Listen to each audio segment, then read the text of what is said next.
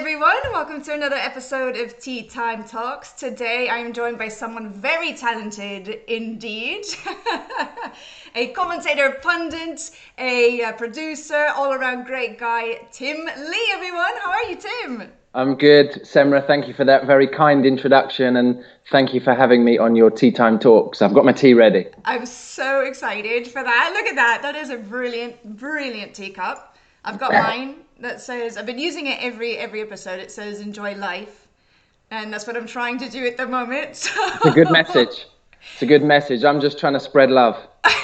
That's another great message too, right? That's what we're here for, to help spread a bit of love, even though it's not Valentine's Day anymore. But also, speaking of which, Tim Jolly Lee, maybe we should be calling you Jolly. Is that because, I don't think I've ever asked you this before, is that because it's actually part of your name, or is it just because you're a really jolly guy and you decided to put it in all of your social media handles? It's just something that stemmed. My middle name is James, and at school, people were asking me, what's the J for? And it just seemed like too boring to tell them the truth. So I started to tell people it was Jolly, and that my mother had named me Tim Jolly because I was born smiling, and people believed it, and it stuck. And then my first email account was Tim Jolly Lee, and now I've just used it for Twitter and stuff like that. So it's stuck for all these years. Well, look at that. I like that. My dad's middle name is also James too, so maybe I should tell him to switch it to Jolly too. So why don't we start off talking a little about you and where you're from, your past and everything. And we all know what you do now, but how did you get into broadcasting, and what attracted you to it? And did you always know that this was something that you wanted to do, to work in football? So I'm from London, England. I've been a sports fanatic for practically my whole life. It's something really passed on to me by my father, who himself is a sports fanatic, and to this day still travels extensively to watch football, cricket, rugby. Is he a Crystal Palace fan in the family that got you hooked into it? Or? Well, funnily enough, my dad is a Manchester City fan. He was raised he's raised very near Manchester, and his first football match that he went to was against West Brom. It was Manchester City. This was, I think, 1952. And then we were living south. I was raised in London, so he never, with me and my siblings, he never made us support City. And back when they were in the third tier, we were kind of grateful. And now that they've been winning, Premier League titles and so many domestic cups, we're all kicking ourselves and thinking, why didn't you just make us support City and we would all support the same team? But anyway, my love of sport really comes from him. So I graduated in philosophy at the University of Nottingham in 2005, but I knew that I wanted to work in sport. I didn't know if it would be newspapers, magazines, radio, TV, coaching, teaching. I just knew sport was my passion. And after leaving university in 2005, I went to Barcelona for 12 months and studied Spanish for 3 of those months, and then stayed on for a further 9 because I didn't want to go back to the UK and lose the language that I'd learned. So I wanted to stay on and try and utilize it. I was living in a flat with Spaniards. And so I stayed on, and I had experience in the UK of working in restaurants, and I'm working in some quite prestigious restaurants as a waiter. And I thought, I'm going to get a job, no problem, in a restaurant in Spain. But it was really, really difficult. I had so many rejections from so many job offers. I was handing out newspapers at 5, 6 in the morning outside metro stations, just to try and keep myself afloat. And then the only job application that came to fruition, I got called for an interview, was actually from the club store at Football Club Barcelona. And this was their store at the Camp Nou. And they got me to come in, and they had a lot of international people working because obviously so many of the customers are from overseas. And I started working there. So I worked there for 8, 9 months in 05, 06, which, as you know, and as fans of Spanish football know, was the year in which they won the double under Frank Rijkaard, the Champions League and LaLiga. It was the most amazing experience. We used to finish our shifts, and then we would go in and watch the games. We'd miss normally the first 20 minutes because we'd be closing up at the shop, and we'd go in and watch Barcelona. So I saw that season, once I got the job, the only game I missed was El Clásico, which was just too difficult to get into. There was not an empty seat, but I saw Chelsea, Benfica, AC Milan, Atletico, who at the time had Fernando Torres, El Niño. I saw Cádiz play with their incredible fans, Villarreal. And that was my first year out of uni, really. Then I went back to the UK. I wanted to really get a foothold into a career in sport. And my first opening was at IMG as an intern, International Management Group, very big sports agency, production agency. Joined there in 2006 and just worked my way up really from, an intern that was unpaid to a junior researcher, and I worked in the Olympic Television Archive, and then I started doing overtime on Premier League productions, literally coming in on the weekends and logging games with pen and paper. Eventually getting more shifts with them, getting a job full-time with Premier League Productions. I worked there eventually on a magazine show after doing the highlight show. Quite a lot of travel in the UK. You drive around the country to places like Stoke and West Bromwich and Newcastle, Liverpool, and a lot of miles on the motorway doing interviews and writing stories, writing scripts. And then in 2013, IMG won the contract to produce the Champions League magazine show. In fact, they won that contract in 2012, but in 2013, I began working on that program, which was such a dream for me. I'd for many. Up, I mean, so trust me, you hit the jackpot there. I'd grown up watching the show. Me and my elder brother, we, for fun, used to get books out which just chronicled Champions League history. And we were such kind of nerds for this. We would just open the books in the 90s and the 80s and just look up results, look up team sheets, look up scorers, look up attendances, and just sit there flipping and just reminiscing of these incredible football matches, this amazing tournament. So then to go and work on that program was incredible. Suddenly the travel wasn't to Stoke and West Brom and Newcastle. Suddenly it was cities all over Europe. And because I spoke Spanish, they utilized me predominantly for the shoots in Spain. And obviously I worked on that program from 2013 to 2018. What a period that was for Spanish clubs in Europe. So of course both Madrid teams doing so well, Barcelona winning the competition in 2015. So I just had 5 incredible years traveling extensively, meeting a lot of top players and managers, going to the best football matches in Europe. And but my dream was always to commentate. And some people were super helpful in giving me the opportunity to practice and hone my skills. A producer at IMG, a radio producer called Ollie Neen, was incredibly good to me and selfless with the way he helped. And then I built up this show reel, really, of commentary. I'd been commentating on Premier League games live, but they weren't being broadcast anywhere. And I was just building up this bank of clips. And I'd been working with Graham Hunter on the UEFA project. And I sent the clips to Graham, and he loved them. And he said, "These are great. I'm going to send them to MediaPro." And that was the start, really. And then since 2018, I've been living in Spain, as you know, and I did the opening weekend of the 18-19 season. In fact, I did the opening night, so the opening goals of that campaign when Betis lost at home to Levante. And I've just been loving every second since of being part of LaLiga Television, and, as you know, then coming on the studio as a pundit. So you would say then, of all the work that you've done, the producing, the commentating, the punditry, the commentating then for you is the most rewarding. It's the thing that you enjoy the most. Yeah. It is. It's live. It's such a buzz. I think there's a phrase in Spanish which is like a match is like cutting open a melon. Yeah. You never quite know how that melon is going to taste, really. Although some people are better than others at working out whether they're ripe, but I'm not very good. But anyway, a match is like cutting open a melon. You don't know. When that first whistle goes, you don't know what's coming. And as a commentator, you have to be prepared for so much more. There's so many more facts and stats and pieces of information you've got ready because you don't know which way it's going. Records could be broken. Of course. And, you need to be ready and prepared. So it's that thrill, really, the live element.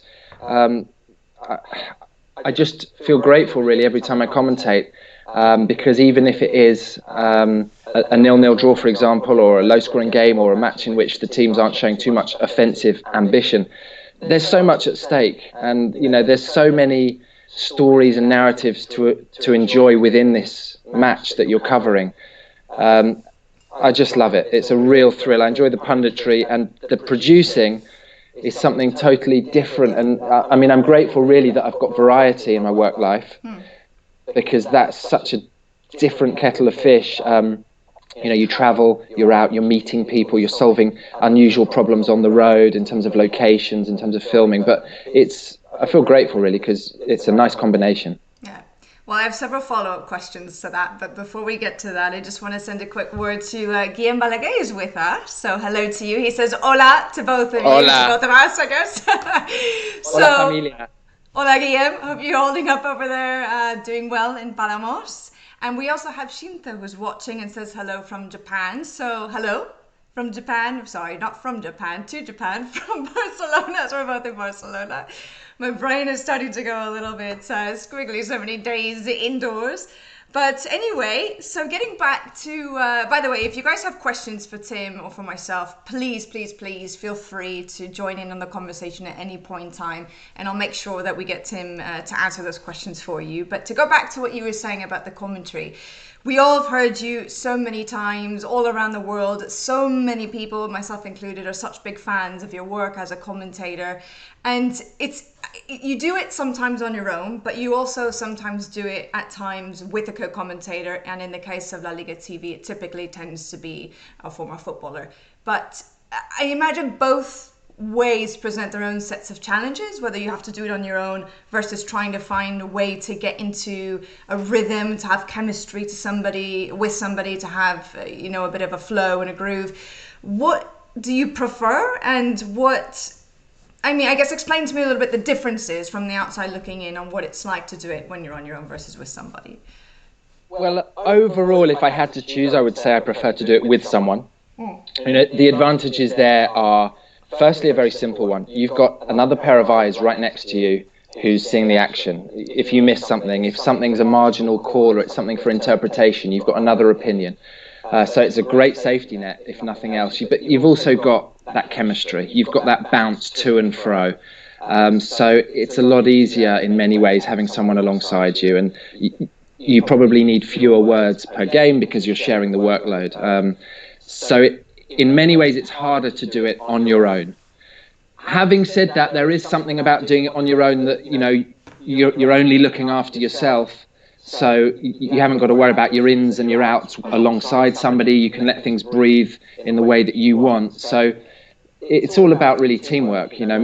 Most of the time you've got a great chemistry. You're feeding off each other. You're enjoying it together. But then when I've gone back to do games just on my own, I suppose you've just got that simplicity of it. You're only managing yourself. And what would you say was the most impactful moment that you had to commentate on, whether that was a record being broken or just a beautiful goal or a wonderful piece of skill? I mean, what stands out for you as maybe your proudest moment of commentary? Brilliant question. Off the top of my head, I would probably say Ansu Fati scoring his first goal for Barcelona away at Osasuna. Just an amazing moment in Barcelona's history for somebody who was 16. I mean, I'm kind of asking myself, have I got that right? Was he really 16? Because it just seems ludicrous. I think it was his second appearance for the club. He'd come off the bench when they were 1-0 down. He leapt like a salmon out of fresh water to guide it beyond the goalkeeper. That was really cool. That was a moment of history. You knew as the ball went in that this was a goal that would never be forgotten. It was such a moment of history. But there have been many. It's difficult. But going off the top of my head, probably have to say Ansu Fati. I mean, that week too, right? He set some other records too. I mean, he had a brilliant week with Barcelona, if I remember correctly. And it's I mean, I can imagine. I mean, I've never commentated myself. It's the one thing I've yet to do, but I can imagine it's such a special feeling whenever you witness that and you're able to share with the world what is unfolding right there in front of your eyes. But to go to another brilliant question, thank you very much, by the way, we had from Fabul earlier, wants to know which are the sports you watch during your leisure time that help you to get better at commentary? My main two sports are football and cricket. So to answer that, cricket, which in terms of commentary is so different, but that is an art form that I really admire, that I've spent my whole life listening to, actually. I would say I actually listen to more cricket than I watch. Okay. And it's, as you know, a much slower sport. A day lasts generally 6 hours of cricket, 7-8 hours in total. And over 5 days sometimes. And over 5 days, and that might be six. Yeah, there could be 6 test matches, could be 30 days of cricket, and you end up drawing the whole thing. It's a very peculiar sport, but the commentators there really paint a picture. Probably more so than you can with football, given that it's only 90 minutes.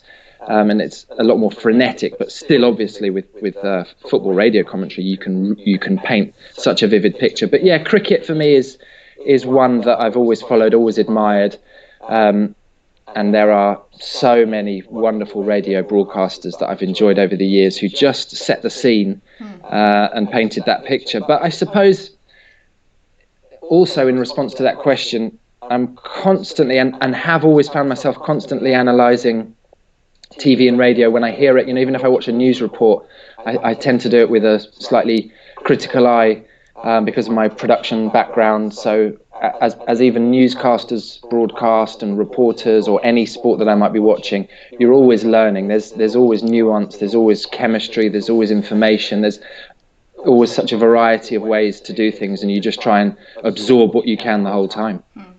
We have another couple of questions coming in for you, Tim. This one is from Pucella Escocia, who says, "Hi guys, hope both of you are well."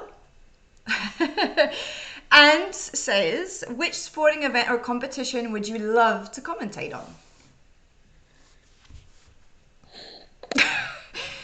It's a tough question to answer. Another good question, yeah. I think there's a few, but I think I'd have to say Football World Cup. I think, the World Cup... It's the pinnacle, isn't it, of everything that we do. It just has that incredible magic. Yeah. I've been very, very fortunate to work... Well, I was going to tell you about this in due course, but yeah, I worked at the Brazil World Cup in 2014. I worked at the Women's World Cup in Canada 2015. And I worked in Russia 2018 as well. None of those as a commentator, all as a producer. Brilliant experiences. But yeah, I think this question's from Marty. I'm not 100% sure, but I think so. But my answer would probably have to be a World Cup in football. I can totally share that sentiment with you, not from a commentating point of view, but definitely from presenting or reporting. But World Cup, 100%. Another question, this one from A. Jessings. The greatest player to play in La Liga apart from Messi, and I'll even throw in a second part to that question, the best player that you've seen in La Liga live, at a ground. Excluding Messi? Excluding Messi. Okay, so to answer the first question, and again, this is on the fly, this is off at the top of my head. The one, no pressure, Tim, don't worry about it. The one that just comes straight to mind is Di Stefano. Alfredo Di Stefano, the Blonde Arrow. What a career, what a player, what he achieved at Real Madrid, the league titles, the consecutive European Cups, his ability to always step forward in the finals, in the big games. I know it was 60, 70 years ago. But we're talking about a player who was a genius, one of the greatest of all time. And his legacy really is still felt hugely today throughout La Liga, and obviously in particular at Real Madrid. He's set the history of that club on a different path. And by doing so, you could argue set the history of Barcelona on a slightly different path. So he would have to go down as the greatest in answer to that first question. And then, Semra, you asked me in terms of who I've seen, excluding Leo Messi. Because I imagine you would say Leo Messi. So yeah, and in fact, I'm glad you asked me this because it brings me on to a small anecdote that I wanted to mention anyway. And the answer I'm going to give you is Ronaldinho. okay. Um, Andrea Orlandi's favorite as well, as we were talking about yesterday. the thing about Ronaldinho, as everyone knows, and for me it was such an attraction, is he played with such joy. Yeah. He played with that smile. He played with this freedom and this alegria that made him so special to watch. The jolly Brazilian, you could call him if you want to. The jolly Brazilian. And when he was in his zenith, let's say 04 to 06, maybe 03 to 06, he was untouchable. He was undisputed the best player in the world. And whilst being that, he was playing with such freedom, such joy. So I'm going to choose him. I just felt he was so magical. And that year I spent in Barcelona in 2005-06, my father came out to visit me in around about November. And we went to watch Barcelona together. We got tickets for Barcelona, Malaga. Neither of us had ever been to the stadium. And we sat on what's effectively the East Tribune. So along one of the touch lines opposite to the gantries. And Barcelona won the game 2-0. Ronaldinho, for one of the halves, for the first half, was on our flank. Semra, it was insane and it was magical because every time he got the ball, he would go past his marker. Amazing. And the more he did it, the more you thought, okay, it can't happen again because eventually, he's going to get tackled. But it just went on all game, and he would invent new tricks. He would go left, he would go right, he would nutmeg, he would drag it forward, then back again and take them on a second time. He was spellbinding. He was in his pomp. He was a joy to watch. Barca won that game 2-0. I remember Larsson scored. And in the second half, and my father and I have completely different memories of this, which is curious, Rijkaard brought on a young player called Messi as a substitute. And my father's memory of it is that I turned to him and I said, Dad, this young kid called Messi, watch out, he's very good. And my memory of it is my father turned to me and said, Tim, this is the young kid Messi, he's extremely good, watch out. Amazing. So I don't know where the truth lies, but well, one listen, of us. Either way, both of you were correct, so at least one of us was, yeah. So that was cool. Yeah. So we've got some other questions coming in. Thanks, guys. Keep them coming, by the way. So this one is from J Freeman TV. Hello, J Freeman. What is the best live I'm assuming you know this person by your reaction. Okay. So what is the best live Champions League match that you've attended, and why was it so special? Okay. I'm glad Jeff's asked that because this lets me answer another kind of anecdote or story that I wanted to share anyway. Okay. I think I have to choose, in response to that, the Champions League semi-final between Real Madrid and Atletico Madrid, in which Real won the first leg 3-0 at the Bernabeu, and the second leg was played at the Calderón, but it was the last ever European match to be played at Calderón. This. Yeah, of course. Because obviously, regardless whether they progressed or not, the final would be at neutral ground. Right. So I'm guessing this was 2017. Yeah, I think it must have been. Years ago, yeah. Yeah. Athletic. I mean, the atmosphere was unbelievable, and you have to understand. For me, the Calderón remains one of my favourite stadiums in the world. Mine too. There was something so special about the stadium architecturally, the fans, the kind of heart and energy and passion and togetherness. So it already had this amazing aura and atmosphere and family feel. Then 3-0 down, it's the worst possible position in which to come into the second leg. But Saul scored after 12 minutes. Griezmann scored after 16 minutes. Once it was 2-0, the atmosphere, in fact, before kickoff, the atmosphere was just indescribable. The excitement, the fervour, the adrenaline. And the it belief. was the belief, and it was, visually it was so colourful. The noise levels were so incredible. So it was just alive. I was behind one of the goals into which actually Atleti scored those 2 goals. That was something I'll never forget, ever. Once Isco scored just before half-time, and that normally that would have punctured any stadium. It didn't puncture the Atleti fans. They continued to support their team with such pride, such passion. And something happened at full time which was just surreal. It was almost an out-of-body experience. But right towards the end of the match, there was this storm. And when I say storm, it was torrential. This was epic. It was of biblical proportions. And as the rain was coming down and the full-time whistle went, 99% of all the camera operators and journalists, rushed inside, went to get dry, went to do the press conference, to do their flash zone, mix zone interviews as they needed to do. Well, I was filming fans that night, as I generally did on Champions League nights, and I stayed in front of, I think it's the south curve, the curve to the right behind the goal, and the rain just fell and fell and fell, and they just stood there and sang their hearts out. It was an outpouring of emotion. It was so raw. It was so incredibly powerful. And they were so proud of the performance of their players. They were so proud to be saying goodbye to European nights at the Calderon in this way, despite the fact they'd been eliminated.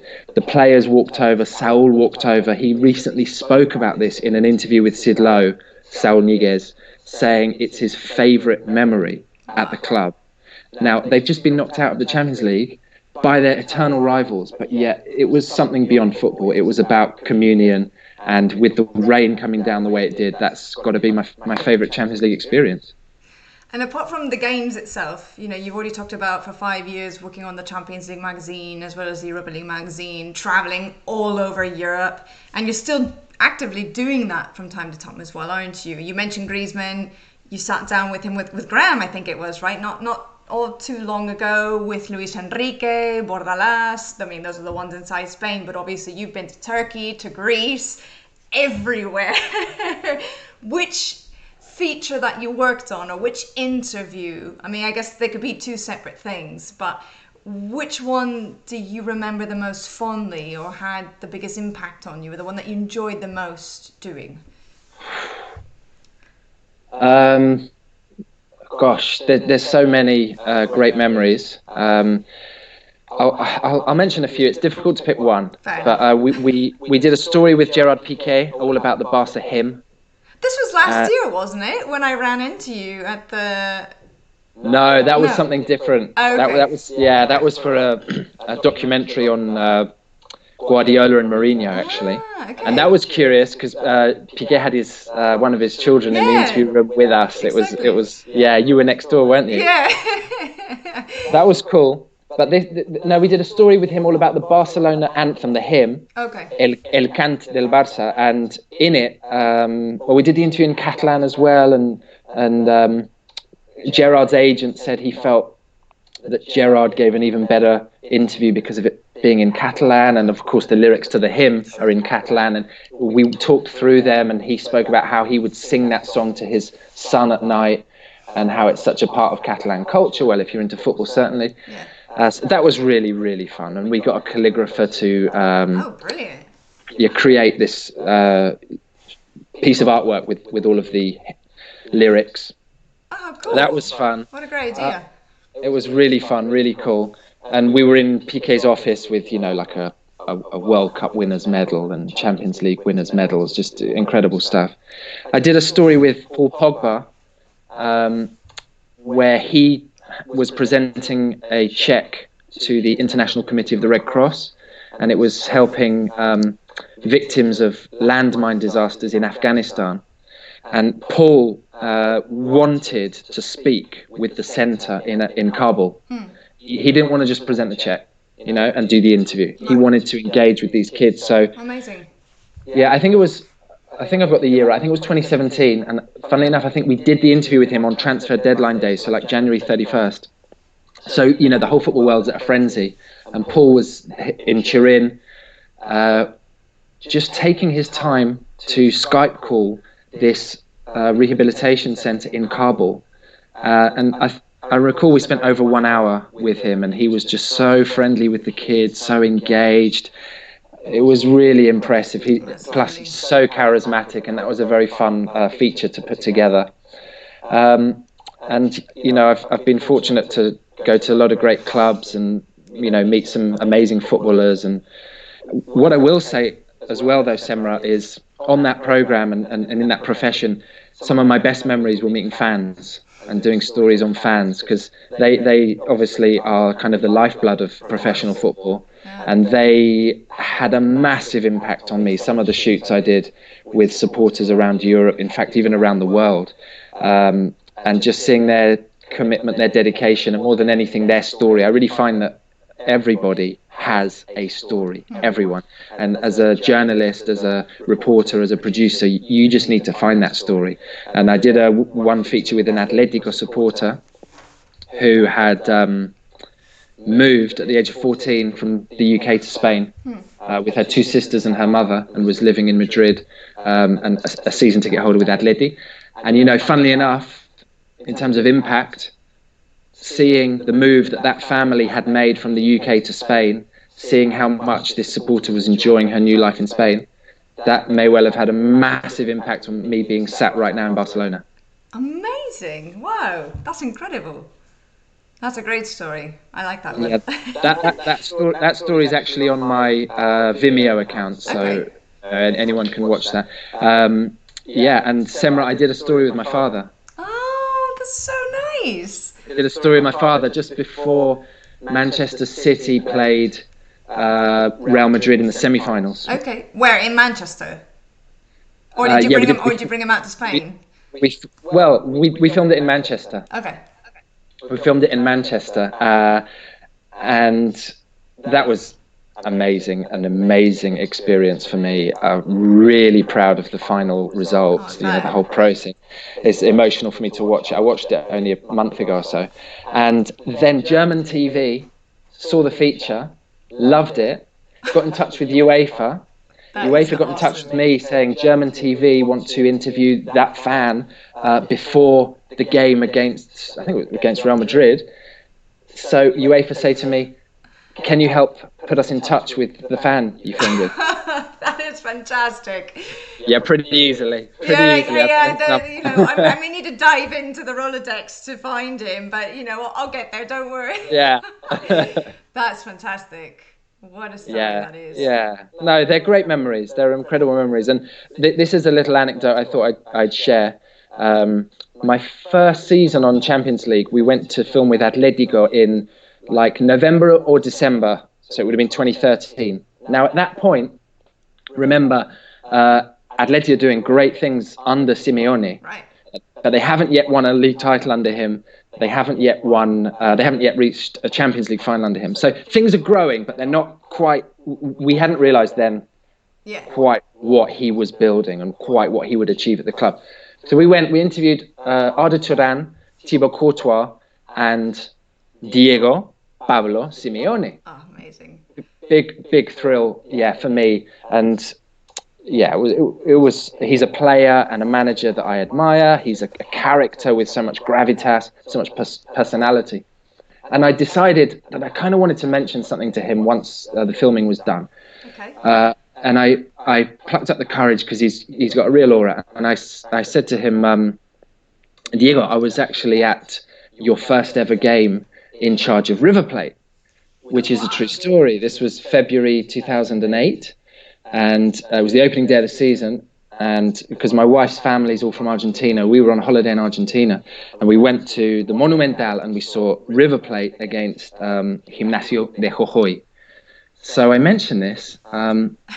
That must have just changed his whole demeanor. Yeah, he listens to me and he looks at me and he kind of pauses and he says,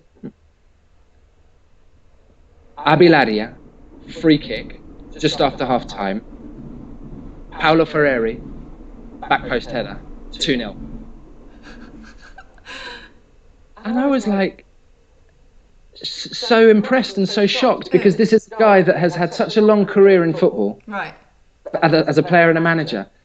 Boom, he just remembered all the details better than I did. And yet I was the one bringing it up with him. He knew who'd scored, how they'd scored, when they'd scored, how it had finished, and it was just amazing. Oh man, I love when those kinds of interactions happen with players and managers, don't you? Because it's something special that you get to share with them, and the fact that he's so receptive to it as well. It's just wow, incredible. He's just got this sense that the attention to detail. Yes. It's all there. It's not by accident that he's had so much success. Yeah, Guardiola is another one who kind of makes me think. I can imagine they're kind of similar in terms of the level of obsession in football and being able to recall those kinds of specific details at a given time. Yeah. But yeah, it is amazing how footballers remember these things. Even like watching Andrea yesterday, you go back and he picks out, yes, it was this opponent, it was this scoreline, I was playing in this position. There's so many details just stick. Yeah. It's incredible. It is incredible. So we've got some more questions for you. Great. From your generation 7, do you watch a game back that you've commentated on to see how you've performed? Yes. I personally believe it's important to review what you've done and analyze it and try and improve. So I get the clips whenever possible, the matches, and I go back and I watch and I evaluate, analyze, see what I like, see what I don't like, work out what I can improve on. Personally, I think it's important. Yeah. No, fair enough. I think we all do that. Even to be honest, with the punditry and coming in the studio, I do the same. I try and get a copy of it and watch it back because I just have that belief that you need to try and analyze it and try and improve and keep learning all the time. No, I fully second that. I think it's really, really important, especially in terms of trying to outgrow yourself and to improve constantly. You definitely need to be sometimes your harshest critic. Yeah. So we've got another one from Fawol, who wants to know that if you were to write a book, what would it be about and why? Difficult one. I guess maybe further into the future, I would put a book together that would be based on football and life experiences and, meeting people in this profession and, watching amazing stories unfold in this profession and just trying to add maybe the background and more of a human element to it and chronicling it in concise chapters, if you like, to try and piece together what I've sort of seen and lived in, what I consider to be a really fun, enjoyable, privileged career so far. Well, you certainly would have a lot to share with the world. There's no question about that. Everything that you've done, everywhere that you've been. And Puthela Scotia, who I believe you said was Marti, has another question for you. This one coming from a 7-year-old son, wanting to know if you could go back and commentate on any Champions League final, which one would it be? I guess the one that jumps out to my mind is the 99 final between Manchester United and Bayern Munich. For pure drama and theatre, that game I think that game is imprinted on the soul, if I'm honest, of every football fan in the UK, whether you support Manchester United or not. If you were conscious at that time and following football at that time, nobody in England had ever done the treble. Manchester United were building year on year, almost going back to the late 80s when English teams were banned from Europe. English teams had this kind of reintegration onto the European stage and they were falling short. But under Sir Alex Ferguson, Manchester United seemed to kind of go group stage elimination. Then it was round of 16 and it seemed to be year on year they'd just go one step further each year, and everything came together then 98-99 for them to have won the league on the final day of the season against Tottenham, for them to have won the FA Cup on a sunny day at Wembley against Newcastle, and for them to then have this final game. And it was, for example, the last game of Schmeichel's career at Manchester United. They had the captain, Roy Keane, was suspended. Scholes as well, I believe, was suspended. And they, as we all know, snatched victory from the jaws of defeat in the most incredible circumstances, 2 goals in injury time. So it's such an amazing story, and it was played at such a brilliant stadium, and I guess that jumps out as a match I would love to have commentated. Amazing. And your ability to recall details and goal scorers and score lines as well is very impressive, I have to say. Not just for Simeone, but for you too. So Paul Jones the other day had asked a question, and I think it's actually a really interesting topic, and it takes us to something that's actually happening currently. So it is one of the things we can talk about football happening right now, despite the break and the fact that there is no football on at the weekends. And he wanted to know, should all the La Liga teams take pay cuts during this terrible time to help non-playing staff? And it's a really complicated situation to wade through, but I think it is a really interesting topic of conversation, and very much worth dedicating a few minutes to trying to explain. So what's your stance on that?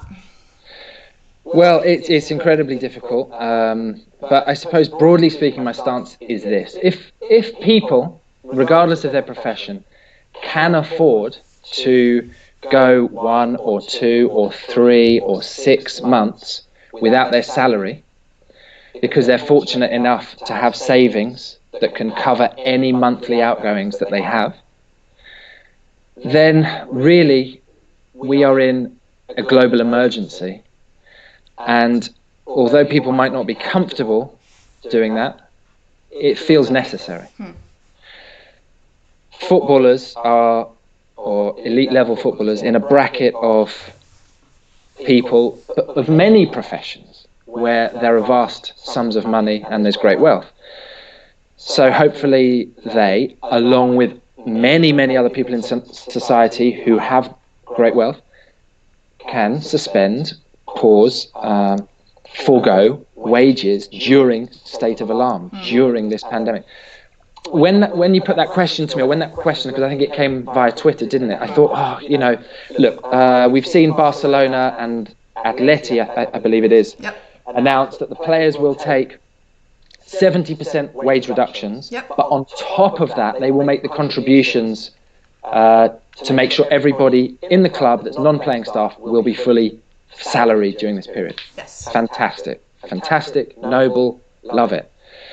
Then I thought, but is it the same for maybe Eibar or Valladolid or etc.? And I just had a little look at average salaries, and I believe that the lowest average salary of players in La Liga is at Osasuna. Yeah.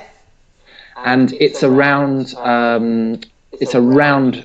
450,000 euros a year. Right. Okay. 450,000 euros a year. That is a colossal salary. So. And they've even apparently opted to take a 20% reduction of their wages as well, in the event that La Liga doesn't get finished, because if it does, then I think they will actually recuperate that difference. But even then, they've also made it.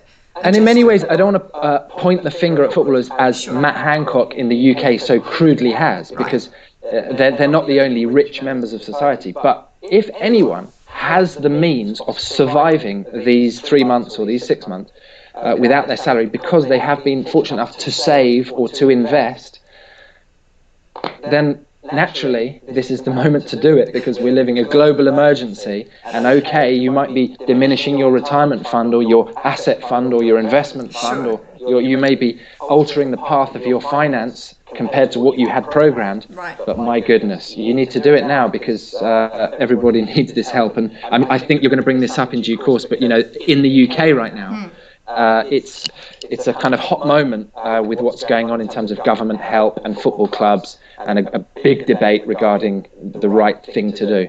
Yeah, no, absolutely. And it's something I did wanted to ask you about, because I think culturally the approach has been really different as well, the way that they're looking at this. in the UK versus here. I mean, the latest here, apart from those clubs that you've already mentioned who have already decided to take those pay cuts, La Liga has met with the AFE, which is the Footballers Association, I guess like the union of football players here in Spain, as well as the captains of each of the 20 teams. And as of right now, they're a bit at a standoff because La Liga, Tebas, they want players to take between 46-49% reduction of their wages, which is an extreme amount of money. But on the other hand, apparently the AFE, the players, they only want to reduce it by 8 to 10%. So they're very much at different ends of the spectrum in this agreement. They agree that they do need to reduce their wages. It's just a matter of how much and how to do it.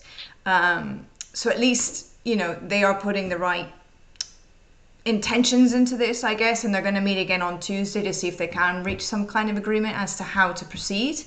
But when I look at what's happening in the UK, I see there's something similar in the sense that the government is also helping with a furlough program to offer, like the ERTEs that are being done here in Spain, right, with certain clubs as well.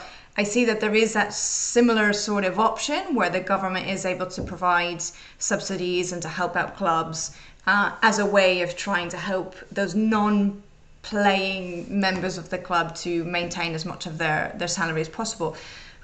But Liverpool seems to be one of the clubs very much under attack at the moment, even though clubs like Tottenham, I think, have kind of followed in the same path. Maybe you can explain a little bit why they seem to be under so much criticism. What is it? They're taking like 80% of taxpayer money or something like that to help out, even though a lot of the employees at the club have been let go temporarily. Is that sort of the case of what's happening there? Well, in the UK, the government have made some very bold offers. You could say extremely generous offers in terms of remunerating people currently suffering because of coronavirus. So if you are PAYE, if you're staff at any business, the government believe that they can pay 80% of the wages so that you don't have to be fired or suspended. That announcement, after that announcement was made, the government even then extended it for freelancers. So a lot of help is being offered. It will eventually fall on the taxpayer to pay for that anyway. Okay. So what's happened, I think it was yesterday, is that Liverpool have joined the likes of Tottenham and Newcastle in stating that they will be utilising that scheme that uses government money to pay 80% of staff wages. This is excluding players. Right. Now, there's uproar because Liverpool, just like Tottenham, have posted annual profits of millions of pounds. They have multi-millionaire or multi-billionaire owners. And the feeling is, why are you utilising taxpayers' money when clearly you have the reserves to continue operating and paying these wages and not sacking anyone? So this is and I imagine that the club's argument is that we spend so much money on transfers that we actually don't have that much in reserve. We don't have that much saved up to be able to provide full-time salaries over the course of these months. I'm guessing. I'm not trying to defend the clubs. I don't really know the situation, but I imagine that might be one of their arguments, because I know that we've seen that with Barcelona as well, and Atletico Madrid. That was one of the arguments that they were putting forward, was that they're sort of breaking even or even in debt at the moment, despite raking in hundreds of millions of euros. Well, of course, these clubs generate so much net profit, but their outgoings are so vast, predominantly on player wages. Beyond that, it's almost an issue now of something that's happened over the course of, well, very slowly over 100 years, really, which is football clubs were part of a community. They were an establishment of the community. Right. But they've evolved over a period of time into businesses. And that's seen in the way that they are owned now, very rarely by members of the community, very rarely by the fans, but more commonly by a very wealthy business person. Right. So these people are making hard-nosed business decisions. There is a government scheme offering this help to pay wages. If we take it, we save money. And it's complex because the same fans that today and yesterday are in uproar and are indignant that their club is applying for the government furlough scheme, naturally those same fans in 10 or 12 or 24 months will be very quick to applaud the shrewd transfer policy, the shrewd spending, the very intelligent acquisition of a player who then helped their team land the league title or land a piece of silverware. So it's the nature of competition. It's the nature of business. It is complex. People want to see this government help capped. Mm-hmm. And it is, in fact, for freelancers, it is capped. If you earn over a certain amount after paying after your expenditures, mm-hmm. then you cannot apply for the help. Right. But it seems that with the businesses, there isn't a cap, and anybody or any business can apply for these schemes. So it's complex. Another element just to throw into the mix, which provides further complication, and I'm not an economist, and it is very difficult, but if you halt the wages, these vast wages to the players, you then halt the tax that they were paying. So the PFA, the Professional Footballers Association, have said that if the players have a 30% wage deficit, wage reduction for 12 months, then there will be £500 million less paid in wages to them, which will equate to £200 million less in tax to the government, which could, for example, be spent on the NHS. So it's very complex, very difficult. Yeah, absolutely. And I think maybe that's on the outside, without the information, you see a lot of people criticizing the players in the UK for not coming out and saying, okay, let's unanimously decide to lower wages as they are doing over here in Spain. But obviously there is so much behind these decisions that it really is very complicated, and it does take time to really come up with a plan that makes sense for everybody involved. But anyway, Tim, I don't want to take up too much more of your time. Before you go, though, I want to give you a chance to respond to Andrea's answer to your question about going up against Wilfried Zaha and Yannick Bolasie. Exactly. Sorry, I was running out of battery.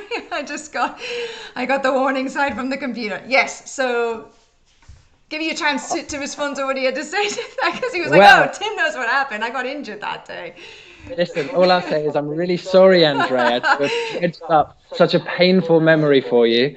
It seems that the skills and the trickery of Yannick and Wilf twisted you inside out, so much so that you broke a rib. And that is, pity you. Very sad story. And I'm sorry that you had to share that on Semra Hunter's TeaTimeTalks, but you got twisted up at Selhurst Park.